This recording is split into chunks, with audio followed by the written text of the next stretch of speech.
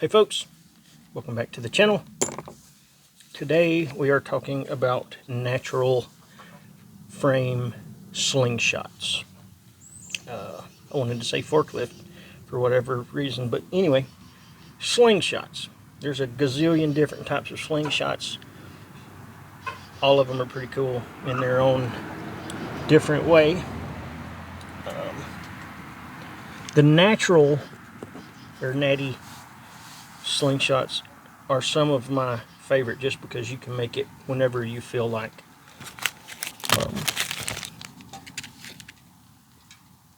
You feel like you can carve one out of a piece of wood. So I made this guy yesterday, and these are over the top, so it means that the bands go over the top of the slingshot, and you would pull it this way. So it's pretty cool. It's crepe myrtle, and it didn't take that much carving to get that really uniform Y. It was pretty sweet. I got some of my old ones that I'll share with you guys. I would consider this to be a natural. This is a roe deer horn from Lithuania. Chickens! Why do you guys always do me like this? Dang. Same deal over the top. And these bands are from the Simple Shot general purpose bands for clay. These are the 1mm El Cheapos off of eBay that come from China or someplace like that. But don't let that fool you. Slingshots, they are serious about slingshots in the Far East. Like straight up, they don't play. So don't be afraid to get the bands from there. These are just natural 1mm thick. Got a good bit more power than, say, this set right here, just because of the way that the rubber composition is made up. Here's an oak one. This one's oak. You see, it's not flat like this one's. This one's got a little bit of bend to it, but not much. Say like this one. This is the one that I've shot the most. This one is flat for the most part, but it's got a strange. The Y is not symmetrical, and that's just because of the way that I shoot left-handed. Is that feels good to me. And this one is the same way. It's made basically the same. It's grown the same way as that one has. It's just comfortable to me. Here's another one. Still got the little bit of wonk to it. These yellow ones are also some from Taiwan or someplace like that, as well as the red ones are. You can get sometimes they're multiple colors, and this one is considerably thicker. Come on, red. It's red and orange on different colors on different sizes. Depending on what we have, this one and the one that I did yesterday, you can buy a type of band tying material. It's some sort of rubber. You can buy the spool from Simple Shot. I got some of it a couple years back. They had a big sale, and I got like every one of their polymer slingshots and a whole bunch of other stuff. Just the getting was good, so I got these. However, this is my Zelda one. I've used this one a good bit too, but made it after the fairy slingshot on Zelda. But when I tie my bands on, this is from a $1 bag of rubber bands from the dollar store. And I just cut them, so I make one long one, and then I just wrap it. And I'll wrap it about 4 or 5 times, and then I'll hold the rubber band and I stretch this band both ways. I'll wrap it some more, and then I stretch it some more. And then in the end, I finally just basically do like a half hitch. I just run it around and run it around my finger and stick it through and let it go. And that's all I do to it. But you can do constrictor knots and all kinds of stuff. This was a constrictor knot. So I started this as constrictor knots with just waxed cloth thread that I had used. I've shown it a bunch of times. It's the same stuff I sew leather with. But that's what I used for these guys. These two are probably my most. I've used that one a bunch too. But those are going to be my most used ones recently. And there, before we started doing 10-hour shifts, we had hour lunches. And I would shoot these things for almost an hour a day with clay ammo inside the building. Lots of shooting was done for them, but now we just work through lunch and we eat during one of our breaks. So I don't get to shoot that much unless I'm here. I got a big setup, 2 setup. I have all this stuff to make a pretty sweet range I'm going to do eventually. But on top of just kind of showing you what I got, someone asked about what you needed to make a slingshot. And literally, you just need a fork. And this is crepe myrtle. This is from the same tree. Chickens! From the same tree that I cut this guy from. But these chickens are being so angry. Hey man, look, let me record, okay? Here, let me record. You're being bad.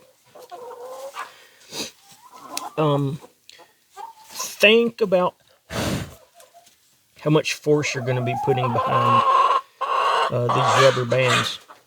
And that being said, I don't like to go any smaller than like my pinky for my forks. Some of these are a little smaller than my pinky, and of course they're going to get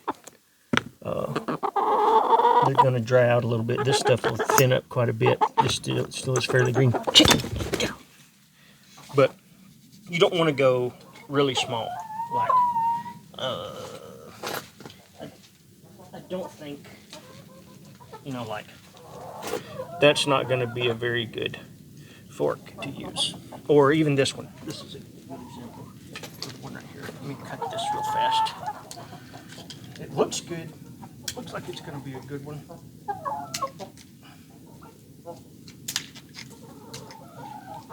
This guy.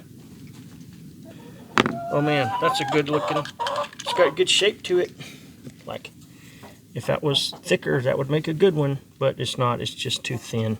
And last thing you want is one of these things slapping you upside the head.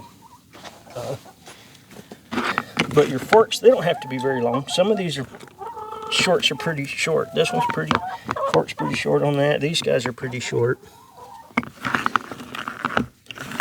But over the top, you just need something up from the handle. It doesn't have to be very tall at all. But this would be a good start, size-wise, to making my slingshot. Materials, if you can get hardwood stuff, more the better. Just be prepared. In carving, chicken, don't you do it. Don't you do it, chicken. Get down. Get down. Carving wise, of course you want to make it a good handle size, and depending on how you shoot, really these 3 fingers is all that I put on my slingshot. Like, I would do it like this and shorten this one up and cut this guy about right here. But that's how I would hold it, like this. So I would remove some of this, and I would try to square this guy up some, so I don't have a permanent marker or anything.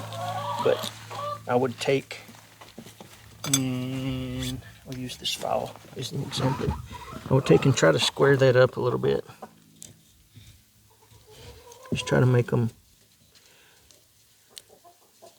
that would be a good, even if you went from this very outside corner and flattened it So I would carve those flat across the top just like that.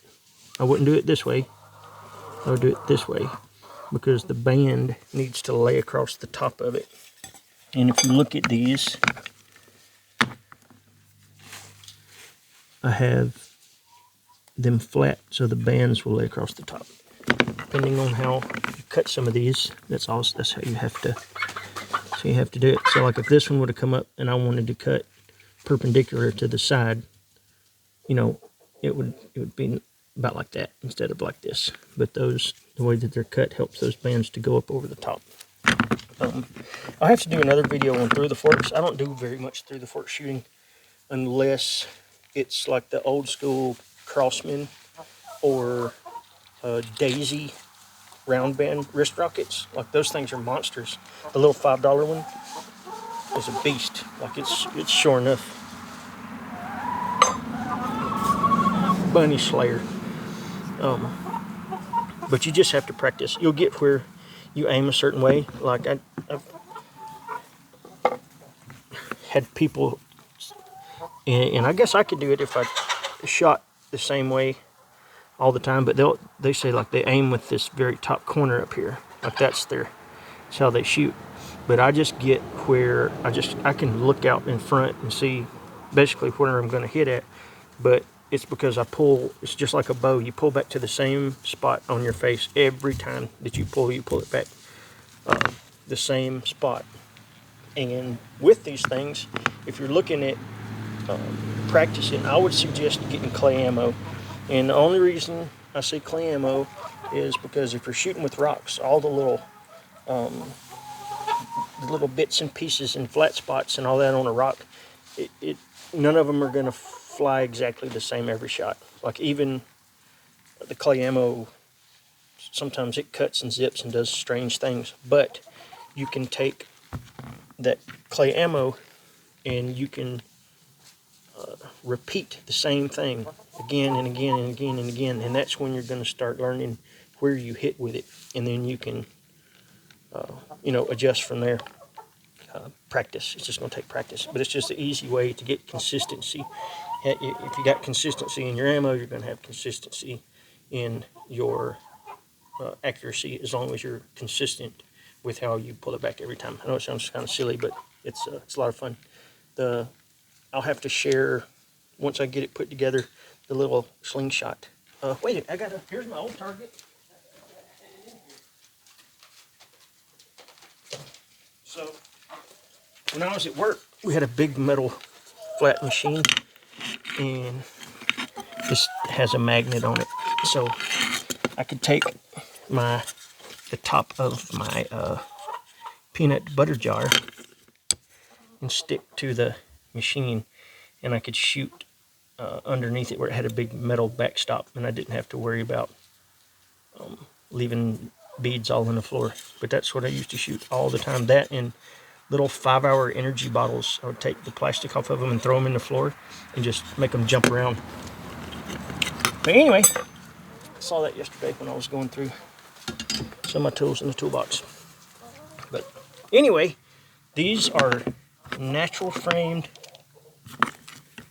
carved over the top slingshots. It's really easy to make these guys.